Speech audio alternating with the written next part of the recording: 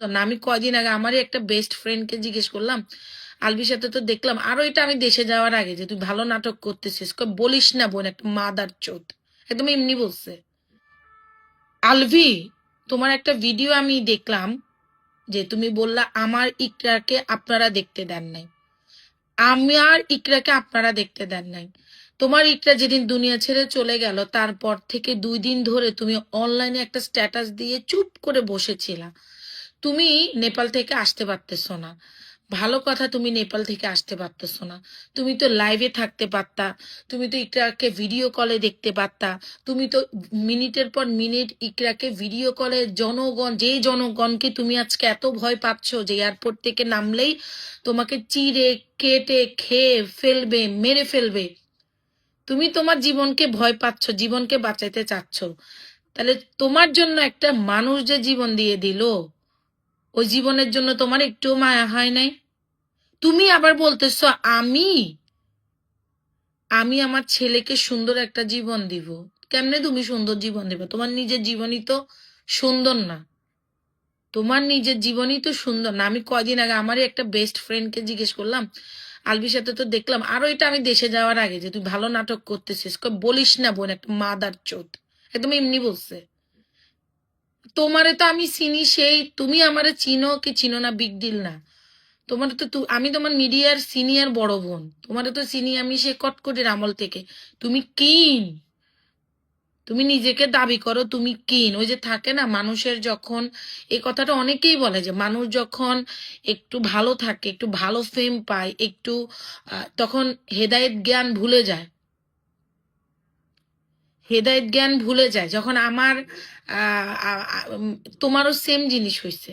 তুমি কিন, এখানে তোমারও লেখা কিন, তোমার বউ তোমাকে কিন হিসাবে বলতো।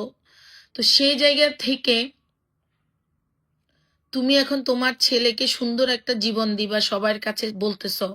তাহলে তুমি, তোমার বইয়ের জীবনটার কি মূল্য ছিল না তোমার কাছে? আর তুমি বলতেছো আমার ইকরাকে আপনারা মেরে ফেলেছেন। আমার ইকরাকে আমরা কিভাবে মারলাম ভাই?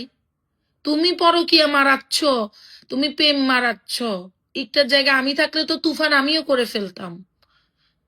ইকটার জায়গায় যদি আমি থাকতাম, আমিও তুফান, আমি না শুধু আমাদের মতো নারীরা, আমি ওই ধরনের বান্দিদের কথা বলতেছি না যারা অন্যের সংসার নষ্ট করার জন্য বসে থাকে। আমি বলতেছি যে মেয়েগুলা সংসার প্রিয়। আমাদের আমাদের এটা যদি আমার সাথে হইতো, আমিও তো তুফান করে ফেলতাম। তোরও মারতাম, নিজেও মরতাম, একা মরতাম না। আর অনেকে বলে কি নোয়াখালী, আরে ভাই নোয়াখালী নোয়াখালী মারান কেন? কোন জেলার মানুষ? আলবি কি নোয়াখালী ছিল? বলেন। ইকরা কি নোয়াখালী ছিল? কোন জেলার মানুষ প্রেম করে না, পরকিয়া করে না? আমাকে একটু দেখান তো। তুমি আসতা, তোমার কে মারতো? ফেসবুকের মানুষ তোমার যাইয়ে মাইরে আসতো? বাটপারি মারাইও না, বাটপারি মারাইও না। তুমি নাটকেও পচা অভিনয় করো, বাস্তবে দুর্দান্ত অভিনয় করো। তুমি নাটকে পচা অভিনয় করো, বাস্তবে দুর্দান্ত অভিনয় করো। আপনাদের সবার দৃষ্টি আকর্ষণ করছি, কাল 4 তারিখ এফডিসির গেট, দুপুর 12টায় বারিশা হক থাকছে। আরো আমাদের অনেক বোনেরা থাকছে, সাংবাদিক ভাইরা থাকছে, বোনেরা থাকছে। আপনারা যারা আমার ভিডিওর মাধ্যমে শুনতেছেন, আপনারা জয়েন করুন। আর এই এই হারামজাদাকে, এই হারামজাদিকে মিডিয়াতে আবার আপনারা কাজে ডাকবেন, আবার আপনারা কাজ দিবেন। এটা সাময়িক, এগুলো সাময়িক, এগুলো অহরহ হয়ে আসছে, এগুলো সাময়িক। তুমি বলতেছো আমি ইকরার মুখটা দেখতে পারি না, তুমি ভিডিও কলে দেখলা না কেন? তোমার ভাই যখন বাচ্চাটা নিয়ে গেছে, জনগণকে পিড়াইছে? পিড়াইছে? তোমাকে কেন পিড়াবে জনগণ? তুমি আসতা, সবাই তোমাকে বয়স দিছে এটা, যে আলবি ভাই আপনি আসেন। আপনি কি বলেন আপনি নেপালে টিকিট পান না? বোকা, জুয়া খেলতে খেলতে জীবন পার করে দিচ্ছ কেসিনিওতে। তুমি যে কি পরিমাণ জুয়াখোর, এটা এটা অনেকে জানে না।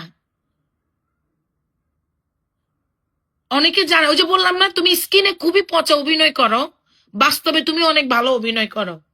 তোমার জন্য ধিক্কার হয়, ধিক্কার।